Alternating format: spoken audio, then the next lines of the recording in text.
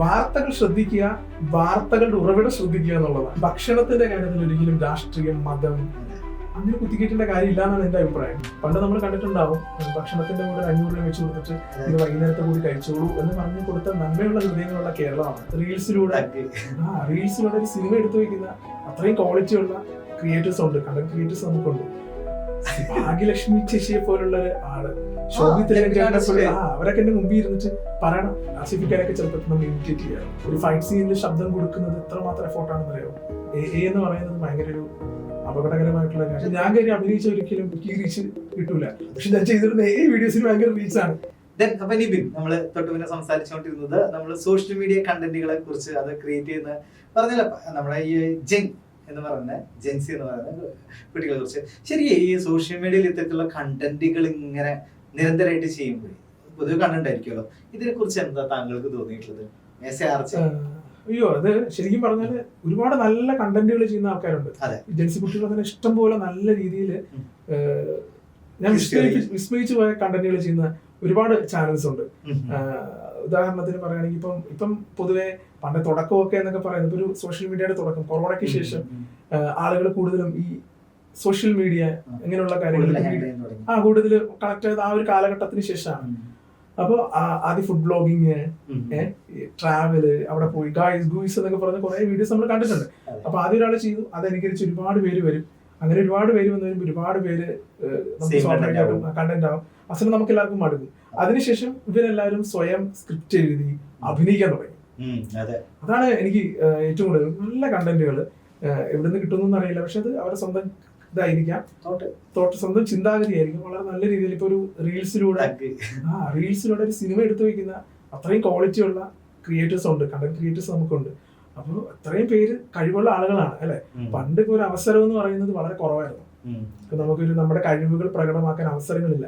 ഇന്ന് എല്ലാവർക്കും അവരുടേതായിട്ടുള്ള സോഷ്യൽ മീഡിയ പ്ലാറ്റ്ഫോമിലൂടെ അവസരങ്ങളുണ്ട്. ഇപ്പൊ ഒരു പാട്ട് പാടാൻ നന്നായിട്ട് അറിയാവുന്ന ഒരാളുണ്ട്, അയാൾ പാട്ട് പാടി ഇടുന്നു, അയാളുടെ ഫ്രണ്ട്സ് മാത്രം ലൈക്ക് അടിക്കുന്നു, കമന്റ് അടിക്കുന്നു. അതേസമയം വേറൊരാള് പാട്ട് പാടാൻ അറിയാതെ പാട്ട് പാടുന്നു, അയാൾ പാട്ട് പാടാൻ അറിയില്ല, സ്വരസ്ഥാനങ്ങളൊക്കെ തെറ്റിച്ച് ശ്രുതി തെറ്റിച്ച് പാട്ട് പാടുന്നു, അയാൾക്ക് ക്ലിക്ക് ആവുന്നു, അയാൾക്ക് ഒരുപാട് കമന്റ്സ് വരുന്നു. ചീത്ത വിളിക്കാനാണെങ്കിൽ കമന്റ്സ് ചെയ്യുന്നു, ലൈക്ക് അടിക്കുന്നു, ഷെയർ ചെയ്യുന്നു. കളിയാക്കാനാണെങ്കിലും അയാൾ വലിയ രീതിയിൽ പ്രശസ്തനാവുന്നു. മനോഹരമായി ചെയ്യുന്ന ആൾക്ക് അവിടെ ഒരു വലിയല്ല, പക്ഷെ അത് അയാളവിടെ ചെയ്യുന്നു. അതുകൊണ്ട് നമുക്കും അങ്ങനത്തെ രീതി പിടിക്കാമെന്ന് പറഞ്ഞുകൊണ്ട് മറ്റുള്ള ആളുകളും അവര് ഇറങ്ങുകയാണ്. കോമാളി കളിച്ചാലേ ഈ അൽഗുരിതം മാത്രമല്ല, അൽഗുരിതം വർക്ക് ചെയ്യുന്നതിന് കാരണം കോമാളി കളിക്കുന്നവർ സപ്പോർട്ട് ചെയ്യുന്നതുകൊണ്ടാണ് കൂടുതലും സോഷ്യൽ മീഡിയയിൽ. അതെ, അപ്പൊ അതിനിപ്പോ അവര് കളിക്കുന്നവർ നമുക്ക് ഇതിലൊന്നുമില്ല, ചെയ്തോട്ടെ, അതിനൊന്നും വിഷയമില്ല. ഞാൻ അവർക്ക് ബാഡ് കമന്റ്സ് ഒന്നും ഇടാൻ പോകാറില്ല. നമ്മൾ കാണുന്നു, നമുക്കൊരു വേറൊരു കാര്യമുണ്ട്, ഇത്രയും ടെൻഷനൊക്കെ അനുഭവിക്കുന്ന ആളുകളുണ്ട്. അതായത് വർക്ക് പ്രഷർ, വീട്ടിലെ ടെൻഷൻ, മാനസികമായ പ്രശ്നങ്ങൾ, സാമ്പത്തിക പ്രശ്നം, ഇതിനിടയിൽ ഇതൊക്കെ കാണുന്നതാണ് ഈ സന്തോഷം. അത് കാണുമ്പോൾ, ഈ നെഗറ്റീവ്സ് കാണുമ്പോൾ നമുക്ക് അവർക്ക് സന്തോഷം കിട്ടുമെന്നുണ്ടെങ്കിൽ അത് ചെയ്യുന്നവർ വിജയമാണ്. പക്ഷെ നെഗറ്റീവ്സ് ഉണ്ടാക്കിക്കൊണ്ടിരിക്കുകയല്ലേ പുതിയ തലമുറയ്ക്ക് ഇങ്ങനെ കണ്ടന്റ് ബേസിൽ ചെയ്യുമ്പോൾ അല്ലെ? കൂടുതലും നെഗറ്റീവ്സ് ആണല്ലോ ഞാൻ പറഞ്ഞില്ലേ, നെഗറ്റീവ്സിലൂടെ കൂടുതൽ റീച്ച് ആവുക എന്നുള്ളതാണ്. എന്തെങ്കിലും നമുക്ക് പ്രശ്നം ഉണ്ടാക്കുക, അല്ലെങ്കിൽ സമൂഹത്തിൽ എന്തെങ്കിലും ഒരു കുഴപ്പം ഉണ്ടാക്കുക, അങ്ങനെ ചിന്തിക്കുമ്പോൾ അത് ചെയ്ത് കൂടുതൽ ആൾക്കാരിലേക്ക് എത്തപ്പെടുക, അതിലൂടെ ഏതെങ്കിലും ഒരു മുഖ്യ റിയാലിറ്റി ഷോസിൽ പങ്കെടുക്കുക, അതൊക്കെയാണ് പ്രധാനപ്പെട്ട എയിം എന്ന് പറയുന്നത്. ചെയ്യുന്നവര് ചെയ്യട്ടെ. അതെ, പറഞ്ഞ പോലെ തന്നെ ഇപ്പോഴത്തെ തലമുറ ചെയ്തുകൊണ്ടിരിക്കുന്ന ഈ കാലഘട്ടത്തിലേക്ക് വന്നു, നമ്മളെ തന്നെ വെച്ചിട്ട് വ്യത്യസ്തമായിട്ടുള്ള പല തരത്തിലുള്ള ക്രിയേഷൻസ് ഉണ്ടാകും. അതാണ് അതിലേക്കാണ് ഞാൻ വരുന്നത്. അങ്ങനെ ഈ പറഞ്ഞ പോലെ തന്നെ ആർച്ച് ഇങ്ങനെ ചെയ്തിട്ടുണ്ട് അല്ലെ? ഞാൻ ചെയ്യാറുണ്ട്. ഞാൻ AI വീഡിയോസിലൂടെ ഉപയോഗിച്ച് നമ്മള് രസകരമായിട്ടുള്ള എന്താ പറയാ വീഡിയോസ്, എങ്ങനത്തെ കണ്ടന്റുകൾ എടുക്കാറ്? ഞാനത് കൂടുതൽ കോമഡി റീൽസ് ആയിരിക്കും. കോമഡി റീൽസ് ചെയ്യും, പിന്നെ നൊസ്റ്റാൾജിക് ആയിട്ടുള്ള കാര്യങ്ങൾ ചെയ്യും. ഇപ്പൊ നമുക്ക് നമ്മുടെ വിമർശനാത്മകമായിട്ടുള്ള കാര്യങ്ങൾ നമുക്ക് ചെയ്യാൻ പറ്റും. ഇപ്പൊ നമുക്ക് എന്തെങ്കിലും കാര്യത്തിൽ നമുക്ക് സമൂഹത്തിൽ എന്തെങ്കിലും അതൃപ്തി ഉണ്ടെങ്കിൽ നമ്മൾ അതിന് രസകരമായിട്ട് നമ്മൾ അതിനെയും വിമർശിച്ചുകൊണ്ടുള്ള കാര്യങ്ങൾ ചെയ്യും. അതൊക്കെ ഒരു രസമാണ്, ആളുകൾ കൂടുതൽ ഇഷ്ടപ്പെടുന്നു. ഇപ്പൊ ഞാൻ മനസ്സിലാക്കിയിടത്തോളം കാലം ഞാൻ കാര്യം അഭിനയിച്ച ഒരിക്കലും ഈ റീച്ച് കിട്ടൂല, പക്ഷെ ഞാൻ ചെയ്തിരുന്ന വീഡിയോസിന് ഭയങ്കര റീച്ചാണ്. എന്റെ ഫോട്ടോ ഉപയോഗിച്ച് എന്നെ തന്നെ ഞാൻ ഒരു മാതൃകയാക്കി മാറ്റി. അതെ, എനിക്ക് ഒരിക്കലും അത് വലിയൊരു അത്ഭുതമാണ്. ഇത്രയും ഡെവലപ്പായി തോന്നുന്നത്. ഇപ്പൊ നമ്മളെ റീൽ ചെയ്യണമെങ്കിൽ ഒരു ക്യാമറ വേണം, അതിന് ലൊക്കേഷൻസ് വേണം, ആളുകൾ വേണം, അതിനൊക്കെ ഒരുപാട് കാര്യങ്ങളല്ലേ. അതേസമയം എടുക്കുക, അതിനുവേണ്ടി ഒരു സ്ക്രിപ്റ്റ് ചെയ്യുക, അത് പ്രൊഡ്യൂസ് ചെയ്തെടുക്കുക, പ്രൊഡ്യൂസ് ചെയ്തെടുത്തിട്ട് സെറ്റ് ആക്കുക. അതെ പ്രൊഡ്യൂസ് ചെയ്തെടുത്തിട്ട് നമ്മളത് ഇടുമ്പോൾ ഞാനത് പ്രൊഡ്യൂസ് ചെയ്ത് ഞാൻ ഈ സൗണ്ട് ഒക്കെ മാറ്റിയിട്ട് എൻ്റെ തന്നെ ക്രിയേഷൻസ് കൂടുതൽ ആഡ് ചെയ്യാറുള്ളത്. എന്റെ സൗണ്ട് തന്നെ എന്റെ മറ്റേ ഇതൊക്കെ ഞാൻ തന്നെ ആഡ് ചെയ്യുന്നത്. കാരണം എനിക്ക് അതിന്റെ ഒരു കിട്ടില്ല. നമ്മുടെ പണി കളയുന്ന ഒരു ജോലി കൂടിയാണ്. അതൊരിക്കലും ഉണ്ടാകാൻ പാടില്ലല്ലോ. ഇല്ല, ഇപ്പൊ ഇന്ന് നമ്മൾ ചിരിച്ച് ഇങ്ങനെ സംസാരിക്കുന്നു, നാളെ ഈ വരുന്ന അങ്ങോട്ട് ഇപ്പൊ എന്റെ ഒരു ബോഡി ഉണ്ടെങ്കിൽ ചെയ്യാൻ പറ്റും. ഇപ്പം സിനിമയിൽ തന്നെ നമ്മുടെ ലാലേട്ടനും മമ്മൂക്കനെയും വെച്ചിട്ട് ഇപ്പൊ ആ ഒരു വീഡിയോ തന്നെ ഉണ്ടാക്കിയോ, അത് ഭയങ്കര അപകടകരമാണ്. എന്ന് പറയുന്നത് ഭയങ്കര ഒരു അപകടകരമായിട്ടുള്ള കാര്യം.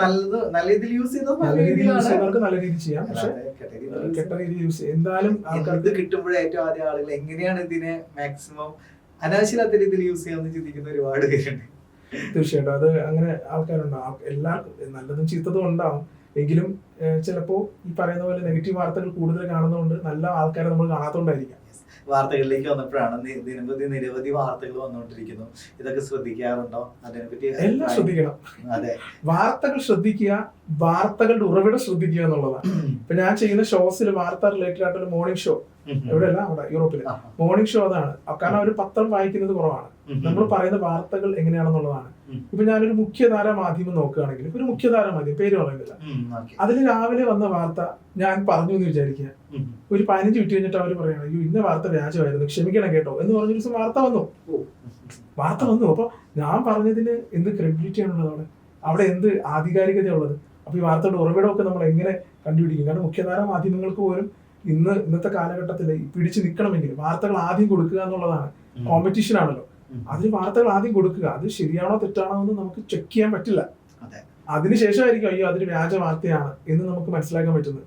ഇപ്പൊ വാർത്തകളുടെ ഉറവിടം ഏതാണെന്ന് പരിശോധിച്ച് ഒരു വാർത്ത അറിഞ്ഞു കഴിഞ്ഞാൽ അത് സ്ഥിരീകരിച്ചതിന് ശേഷമേ നമ്മൾ ആളുകളിലേക്ക് പറയാറുള്ളൂ എന്നുള്ളതാണ്. ഇപ്പൊ ഒരു പ്രമുഖനായിട്ടുള്ള ഒരു വ്യക്തി മരിച്ചു കഴിഞ്ഞാൽ അത് സത്യമാണോ ഇല്ലയോ എന്ന് ആദ്യം അന്വേഷിക്കുക എന്നുള്ളതാണ്. ഇത് ഒരുപാട് പേര് ഇതുപോലെ മരിച്ചതിന് ശേഷം അല്ല ശരിയല്ല വ്യാജ വാർത്തയാണ്, അദ്ദേഹം ഇപ്പോഴും ജീവിച്ചിരിപ്പുണ്ട് എന്ന് പറഞ്ഞ് നമ്മൾ തിരുത്തി പറഞ്ഞിട്ടുണ്ട്. സോഷ്യൽ മീഡിയയിൽ വരുന്നത് എന്തും ശരിയാണെന്ന് വിചാരിച്ചുകൊണ്ടായിരിക്കും പക്ഷെ അങ്ങനെ ചെയ്യുന്നത്. കഴിഞ്ഞ ദിവസം ഞാൻ വീട്ടിൽ നിന്ന് ഇറങ്ങുമ്പോൾ ഫ്ലൈറ്റിൽ നിന്ന് ഇറങ്ങുന്ന സമയത്ത് കുട്ടികൾ ചോദിച്ചു ഞങ്ങൾക്ക് നാളെ ലീവാണ്, കാരണം എന്താ അർജന്റീനയുടെ കളി ആയതുകൊണ്ട്. സത്യം പറഞ്ഞു കഴിഞ്ഞാൽ ഞാൻ ആദ്യം ശ്രദ്ധിച്ചില്ല, മീൻസ് അത് വെറുതെ പറയണമെന്ന് വിചാരിച്ചു. പിന്നീടാണ് പറഞ്ഞത് കുട്ടികൾക്ക് ലീവാണെന്നുള്ള അറിയുന്നത്. അത് ശരിയാ പറഞ്ഞാൽ ഏറ്റവും ആദ്യം നമ്മള് ഈ ന്യൂസിൽ തന്നെ നിൽക്കുന്നതുകൊണ്ട്, വാർത്തകളിൽ തന്നെ നമ്മൾ സഞ്ചരിക്കുന്നതുകൊണ്ട് ഏറ്റവും ആദ്യം കേൾക്കുന്ന വാർത്ത ശരിയാണോ തെറ്റാണെന്നുള്ളതായിരിക്കും നമ്മൾ ആദ്യം ചിന്തിക്കുക. എന്നിട്ടായിരിക്കും അടുത്ത ആളെടുത്തത് പറയാൻ ശ്രമിക്കുക. റൈറ്റ് ആണ്. ഇപ്പൊ നടന്നുകൊണ്ടിരിക്കുന്ന ഒരു വളരെ ഇമ്പോർട്ടന്റ് ആയിട്ടുള്ള ഒരു വാർത്തയാണ് എനിക്ക് തോന്നുന്നു ആരോഗ്യ മേഖലയിലേക്ക് വരാണെന്നുണ്ടെങ്കിൽ ഉച്ചഭക്ഷണം അവിടെ സൗജന്യമായിട്ട് ആശുപത്രികളിൽ കിട്ടുന്നുണ്ട്. പല രാഷ്ട്രീയ പാർട്ടികളുടെ ഭാഗമായിട്ടാണ് ഭക്ഷണം അവിടെ വിതരണം ചെയ്യുന്നത്. അപ്പൊ അത് പാടില്ല, ബാനർ പാടില്ല, അതുപോലെ തന്നെ ഭക്ഷണം കൊടുക്കാൻ പാടില്ല എന്നൊക്കെ പറയുമ്പോ ആർജ് എന്ന രീതിയിൽ താങ്കൾ എങ്ങനെ പ്രതികരിക്കുന്നത്?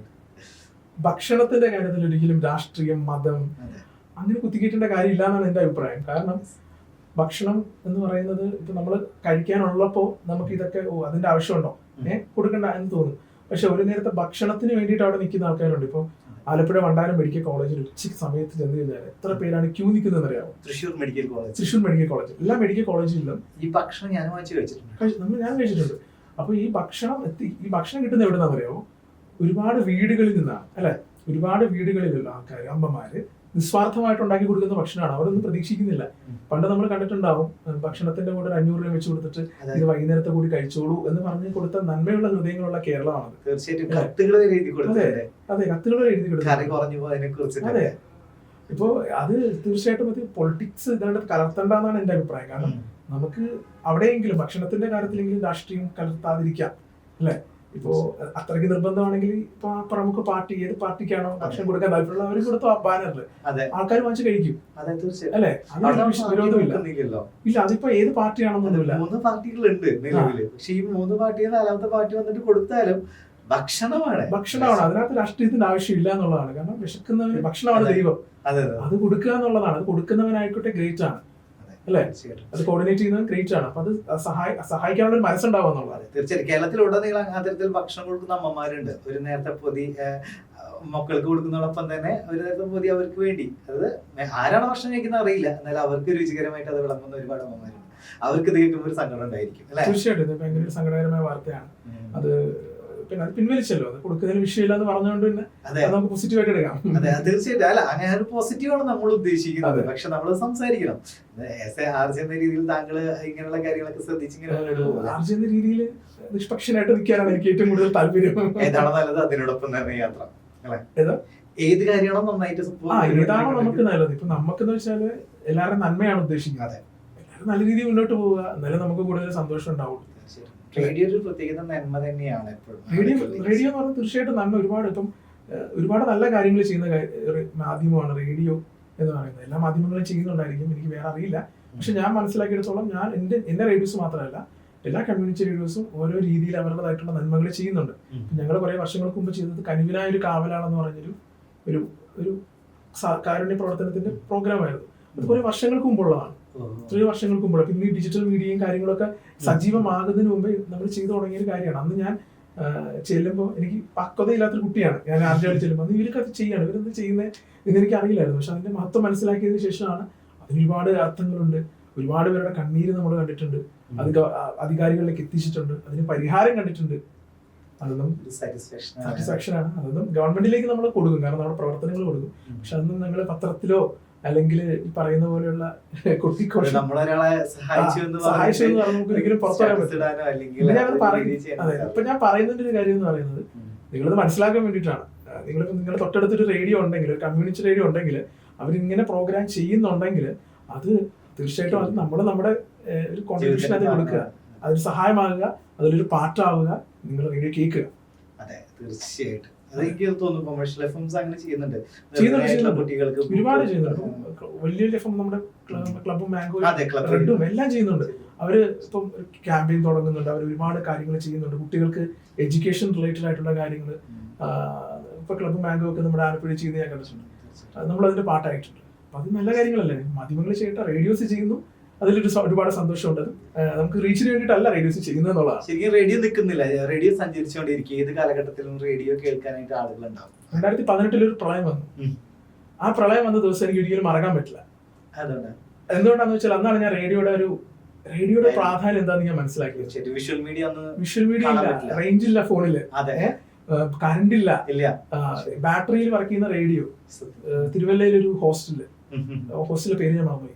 അവിടുത്തെ ഞാൻ നൈറ്റ് ഷോ ചെയ്യും, ഒരു 9 മണിയുടെ ലൈവ് ഉണ്ട്. അപ്പൊ ആ ഷോയിൽ ഇങ്ങനെ ഒരു പെൺകുട്ടി വിളിച്ചിട്ട് ഇങ്ങനെ പറയാണ്, നിങ്ങൾക്ക് ബിൽഡിങ്ങിലോട്ട് വെള്ളം കയറി വരുമോ, ഒരു 1ാമത്തെ നില നിറഞ്ഞു, 2ാമത്തെ നില. അപ്പം അവർക്ക് ഫോണില്ല, ഫോൺ വിളിച്ചിട്ട് കിട്ടുന്നില്ല. എന്തോ ഭാഗ്യത്തിന് നമ്മുടെ റേഡിയോയിലോട്ട് കിട്ടി. കാരണം എന്തോ ഭാഗ്യത്തിന് കിട്ടിയതാണ്, റേഞ്ച് ഇല്ലായിരുന്നല്ലോ. പക്ഷെ ആ ഭാഗ്യത്തിന് കിട്ടി. ഞങ്ങള് സംസാരിച്ചു, അതുകൊണ്ട് ബന്ധപ്പെട്ട അതോറിറ്റിയായിട്ട് കണക്ട് ചെയ്തു. കുട്ടി ആ റേഡിയോ കേട്ടത് കൊണ്ട്, ആ റേഡിയോ ഉള്ളത് കൊണ്ട് കൺട്രോൾ നമ്പറും കാര്യങ്ങളൊക്കെ നമുക്ക് പറഞ്ഞു കൊടുക്കാനും വിളിക്കാനൊക്കെ പറ്റി. കാരണം ആരും അറിയത്തില്ല, എന്ത് ചെയ്യണമെന്ന് അറിയത്തില്ല, പാനിക് ആയിരിക്കും കുട്ടികളല്ലേ. അപ്പൊ അന്ന് എനിക്ക് മനസ്സിലായതാണ്, ഒരു ബാറ്ററി ഉണ്ടെങ്കിൽ നമുക്ക് റേഡിയോ വളരെ ചീപ്പാണ്, പെട്ടെന്ന് കേൾക്കാൻ പറ്റും, കറണ്ടിന്റെ ആവശ്യം വരുന്നില്ല, ബാറ്ററി ഇരുന്നേ കേൾക്കാം. അതെ അല്ലേ, സത്യമാണ്. നമ്മുടെ ഫോണിലാണെന്നുണ്ടെങ്കിൽ എമർജൻസി കിറ്റി പോലും റേഡിയോ ഇൻക്ലൂഡഡ് ആണ്. തീർച്ചയായിട്ടും അത് വലിയൊരു ഹെൽപ്പാണ്. എപ്പോഴും റേഡിയോ അങ്ങനെ ഒരുപാട് ഹെൽപ്പുകൾ ചെയ്യാറുണ്ട്. ഇനിയിപ്പോ എങ്ങനെയാ ഡബിങ്ങിലേക്ക് എത്തിക്കഴിഞ്ഞു കഴിഞ്ഞാല് ഡബിങ് എപ്പോഴാണ് സ്റ്റാർട്ട് ചെയ്യുന്നത്? ഡബിങ് ശരിക്കും അതൊരു അത്ഭുതമാണ്. ഞാൻ പറഞ്ഞത് ഇതൊക്കെ എന്റെ ഉള്ളിന്റെ എന്റെ ഉപബോധ മനസ്സിലുള്ള ആഗ്രഹങ്ങളാണ്. റേഡിയോ ജോക്കി ആണോ, ചെറുപ്പത്തിലുള്ള ആഗ്രഹമാണ്. ഇവരെയൊക്കെ കേട്ട് ഞാൻ മത്തുകുട്ടീനെയൊക്കെ കേട്ട് വളർന്നത് കൊണ്ട് RJ ശ്രീനാഥ് ഭാസിന്റെ ഷോ ഒക്കെ കേട്ടിട്ടുണ്ട് ഞാൻ ചെറുപ്പം. ആ പുള്ളിയൊക്കെ കുക്കിംഗ് ഷോസ് ഒക്കെ ചെയ്തിട്ടുണ്ട് റെഡിലൊക്കെ. അപ്പൊ ഒന്ന് അവരൊക്കെ കേട്ട് വളർന്നത് കൊണ്ട് ഈ ഒരു ഫീൽഡിലേക്ക് വരണമെന്ന് ഉപബോധ മനസ്സിലുണ്ട്. റോങ് നമ്പർ ഒക്കെ ചെയ്ത് അതൊക്കെ ചെയ്തൊക്കെ കേട്ടപ്പോൾ അതെ അപ്പൊ അന്ന് അതൊക്കെ കേട്ട് ഞാൻ റോങ് നമ്പർ ഒക്കെ ചെയ്യാറുണ്ട് ഈ ഒരു ഇവിടുത്തെ പുറത്തുള്ള റേഡിയോ. അപ്പൊ അങ്ങനെ വളർന്നത് കൊണ്ട് പക്ഷെ പേടിയായിരുന്നു, എന്ത് ചെയ്യണമെന്നറിയില്ല, എനിക്ക് കഷ്ടപ്പെടാൻ കഴിയില്ലായിരുന്നു, പേടിയായിരുന്നു, നാണമായിരുന്നു, സത്യം പറഞ്ഞ നാണമായിരുന്നു. ഞാൻ അവിടെ എത്തി സിനിമയിൽ ഡബ് ചെയ്യണമെന്ന് ആഗ്രഹം ഉണ്ടായിരുന്നു, പക്ഷെ അതിനുവേണ്ടി ഞാൻ ശ്രമിച്ചില്ല, നാണമായിരുന്നു, പേടിയായിരുന്നു. പക്ഷെ ഫെഫ്ക ഡബിംഗ് ആർട്ടിസ്റ്റിന്റെ യൂണിയനാണ്. ഫെഫ്ക സിനിമയിലൊരു സംഘടനയാണ്, അത് ഡബിംഗ് ആർട്ടിസ്റ്റ് യൂണിയനാണ്. ഫെഫ്കയില് അവരൊരു ഓഡിഷൻ വെച്ചു. കേരളത്തിലെ പുതിയ ശബ്ദങ്ങളെ ഞങ്ങൾ തേടുന്നു എന്ന് പറഞ്ഞുകൊണ്ട് അവരൊരു ഓഡിഷൻ വെച്ചു. അങ്ങനെ ആ ഓഡിഷനിൽ എൻ്റെ ഒരു സുഹൃത്തുണ്ട്, ട്രിവാൻഡ്രത്തുള്ള ഒരു സുഹൃത്താണ്, ദീപ എന്നാണ് പേര്. അവരെൻ്റെ അടുത്ത് ഇങ്ങനെ പറഞ്ഞു, ഇങ്ങനെ ഒരു ഇതുണ്ട്, നീ അയക്കണമെന്ന് പറഞ്ഞു. നിനക്ക് പറ്റിയതാണ്, നീ അയക്കിയതാണ്. സുഹൃത്തുക്കളുണ്ടല്ലേ അല്ലേ? ആ, നമുക്ക് ഇങ്ങനെ വഴി കാട്ടിയായിട്ട് ഒരുപാട് പേരാണ്. അങ്ങനത്തെ സുഹൃത്തുക്കൾ കിട്ടാൻ ഭയങ്കര പാടാണ്. അതെ. അപ്പൊ ഇങ്ങനെ അയച്ച് ഇതാ തന്നു, ഞാനത് അയച്ചു, അങ്ങനെ ഒരു വിളിച്ചു. അതായത് കൈപ്പടയിൽ എഴുതി പോസ്റ്റ് ആയിട്ട് അയക്കണം എന്ന് പറഞ്ഞു. നമ്മൾ പ്രിന്റ് ഒന്നും കൊടുക്കാൻ പാടില്ല, നമ്മുടെ പേര് കൈപ്പടയിലേക്ക് എഴുതി അയച്ചു കൊടുക്കണം. അങ്ങനെയാണോ? അങ്ങനെ അയച്ചു കൊടുത്തതാണ്. അതൊരു പുതുമയാണല്ലേ? എനിക്ക് എന്താ കഷ്ടപ്പെടുന്നത് കാണാൻ വേണ്ടിട്ടായിരിക്കാം, ആത്മാർത്ഥത ഉണ്ടോ എന്നൊക്കെ അറിയാൻ വേണ്ടിട്ടായിരിക്കും. ഞാൻ കൈപ്പടയിൽ എഴുതി അയച്ചു കൊടുത്തു. അങ്ങനെ അയച്ചു കൊടുത്ത് ഒരു ഡബിങ്ങിന് വിളിച്ചു, ഓഡിഷന് വിളിച്ചു. ഓഡിഷന് ഞാൻ കൊച്ചിയിലാണ് വന്നത്, ഇവിടുത്തെ കക്കാനടപ്പുറത്തുള്ള സ്റ്റുഡിയോ ഉണ്ട്. ആ സ്റ്റുഡിയോയിൽ ആദ്യം വന്നത് അമ്മയുടെ ഓഫീസിലായിരുന്നു ആദ്യത്തെ ഇത് വന്നത്. ആദ്യത്തെ ഓഡിഷൻ കഴിഞ്ഞു, ആദ്യത്തെ ഓഡിഷന് സെലക്ട് ആയി. പേടിച്ചു. ഭാഗ്യലക്ഷ്മി ചേച്ചിയെ പോലുള്ള ആള്, അവരൊക്കെ എന്റെ മുമ്പിൽ ഇരുന്നിട്ട് പറയണം ഡയലോഗ്, നീ പറ കേക്കട്ടെ, നീ വായിക്കല്ലേ പറ. ആദ്യത്തെ ഡയലോഗ് പറയുമ്പോ വായിക്കാതെ നീ പറ, ഡയലോഗ് പറ കേക്കട്ടെ. അത് ഏതോ ഒരു സിനിമയിൽ അയ്യപ്പനും കോശിയിലെ ഒരു ഡയലോഗായിരുന്നു. അയ്യപ്പനും കോശിയിലെ ഒരു ഭയങ്കര ഡയലോഗ് വന്നിട്ട് പറയാൻ പറഞ്ഞു. ആദ്യമായിട്ടല്ലേ നമുക്ക് സിനിമ കാണുന്നതല്ലാതെ പറയാൻ അറിയില്ലല്ലോ. പിന്നെന്തോ ഈ നമ്മൾ റേഡിയോ നാടകങ്ങളൊക്കെ ചെയ്ത എക്സ്പീരിയൻസ് ഒക്കെ കൊണ്ട് അന്ന് പറഞ്ഞു. അപ്പൊ അവരന്ന് ഫസ്റ്റ് റൗണ്ട് കഴിഞ്ഞു, ഇനി സെക്കൻഡ് റൗണ്ട് കൂടി ഉണ്ട്. അത് സ്റ്റുഡിയോയിൽ നമ്മൾ ഡയറക്റ്റ് കയറി പറയണം. അങ്ങനെ സ്റ്റുഡിയോയില് രണ്ടാമത്തെ റൗണ്ടില് ലിപ്സിങ്ക് പിടിക്കണം, ഫീല് പിടിക്കണം. എനിക്കന്ന് ആസിഫ് അലിയുടെ ഒരു സീൻ എനിക്ക് തന്നത്. അപ്പൊ പുള്ളിയുടെ ഡയലോഗ് ഭയങ്കര നല്ലത്. പുള്ളിയുടെ ഡയലോഗ് അതുപോലെ പറയാൻ പറ്റി. ആസിഫിക്കാരൊക്കെ ചെറുപ്പത്തിൽ നമ്മൾ ഇമിറ്റേറ്റ് ചെയ്യാറ് ഭയങ്കര ഇഷ്ടമായിരുന്നു. അപ്പൊ അതുകൊണ്ട് പുള്ളിയെ അങ്ങനെ ഇമിറ്റേറ്റ് ചെയ്ത് സെലക്ട് ആയി. പിന്നെ അത് കഴിഞ്ഞ് സിനിമകളൊക്കെ ഇപ്പം തുടക്കം എന്ന് പറയുന്നത് നമുക്ക് ഇൻഡിവിജ്വൽ വോയിസ് ഒന്നും കിട്ടില്ല, കാരണം ഇതിന്റെ ഒരുപാട് കാര്യങ്ങൾ പഠിക്കാനുണ്ട്. ഇപ്പൊ ക്രൗഡ് എന്ന് പറയുന്ന ഒരു സംഭവമുണ്ട്, ക്രൗഡ്. ശരിക്കും ഈ ക്രൗഡ് സിനിമയിലെ ഏറ്റവും അവിഭാജ്യമായ ഘടകമാണ് ക്രൗഡ് എന്ന് പറയുന്നത്. നമ്മൾ ഏറ്റവും വലിയ വിഷയം എന്ന് പറയുമോ, ക്രൗഡിന്റെ ഇടയിൽ നിന്നിട്ട് എനിക്ക് ലൈവ് ചെയ്യാൻ ഭയങ്കര പേടിയാണ്. ആണോ? എന്റെ കയ്യിൽ പോയി ഞാൻ ക്രൗഡിന്റെ ഇടയിൽ ചെയ്തിട്ടുണ്ട് വീഡിയോ. ഇതുപോലെ നമ്മുടെ ചാനലില് ഞാൻ റിപ്പോർട്ടറായിട്ട് വർക്ക് ചെയ്യുന്നുണ്ട് ചാനലില്.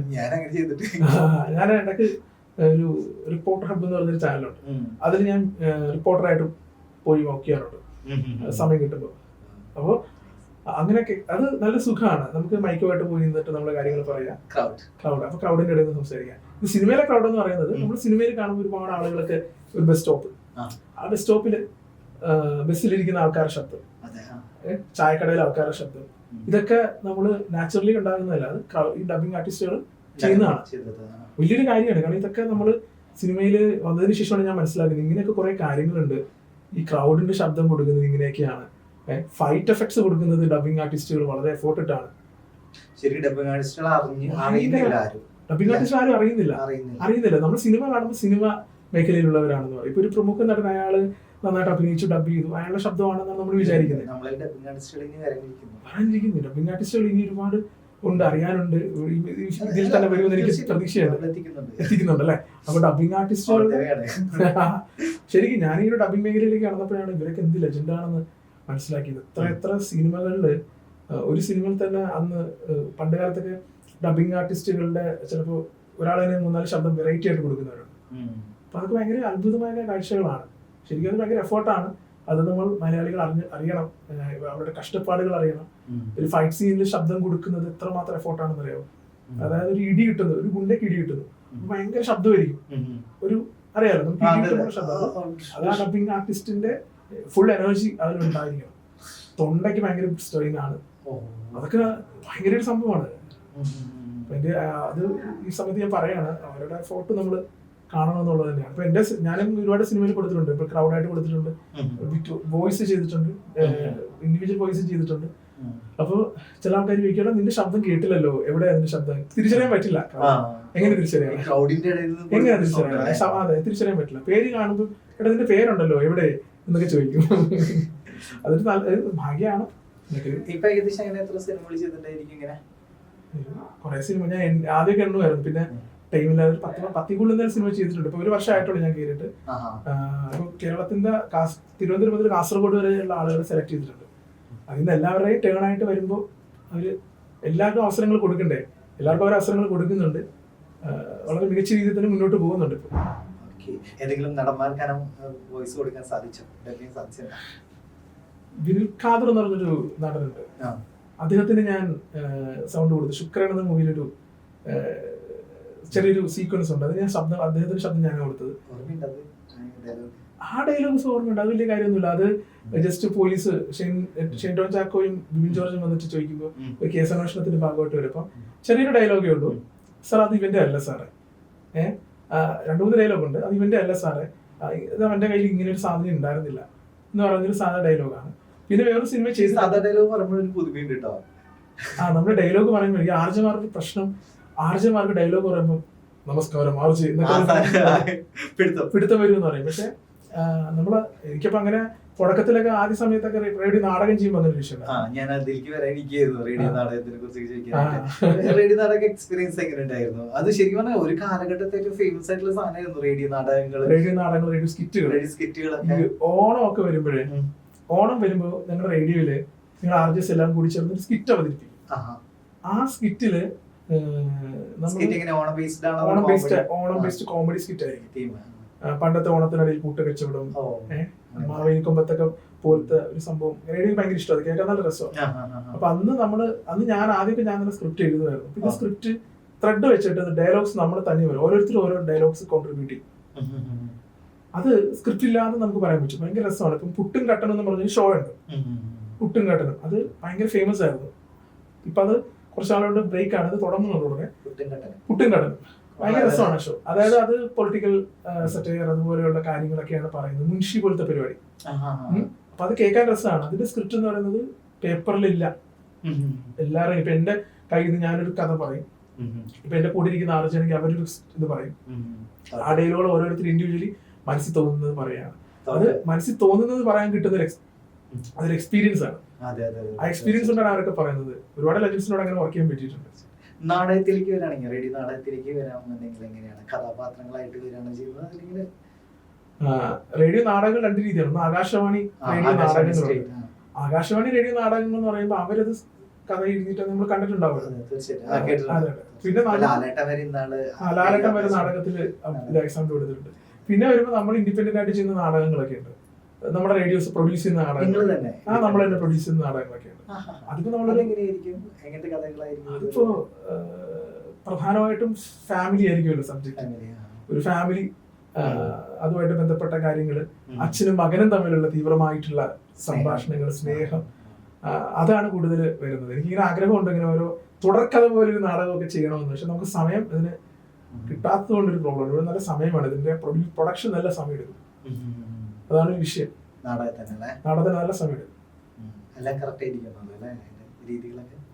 നാടകത്തിന് ഇപ്പൊ ഡബ് ചെയ്യുന്ന സമയത്ത് എല്ലാ ആർട്ടിസ്റ്റുകളും ഒരുമിച്ച് നിന്നിട്ടായിരിക്കില്ലേ ഡബ് ചെയ്യുന്നുണ്ടായിരിക്കും? ഞങ്ങളെല്ലാം ഒരുമിച്ച് ഡബ് ചെയ്യുന്നത്. ചില സ്ഥലത്ത് ചിലപ്പോൾ വേറെ ഇൻഡിവിജ്വൽ ആയിരിക്കും. ഞാൻ ഫോളോ ചെയ്യുന്നത് എല്ലാം ഒരുമിച്ച്, എന്നാലേ നമുക്ക് നല്ല ഐഡിയാസ്. അതെ, ഒരു ഡയലോഗ് പറയുമ്പോൾ എന്റെ കൂടെ നിൽക്കുന്ന ആള് പറയണ അത് ആ ഒരു ഫീല് വന്നില്ല, അപ്പൊ നമ്മള് ആ ഒരു ഫീലില് പറയും. അതുപോലെ അഡ്വർടൈസ്മെന്റ് ചെയ്യുമ്പോൾ, അഡ്വർടൈസ്മെന്റ് ഒരുപാട് ചെയ്തിട്ടുണ്ട് കേട്ടോ.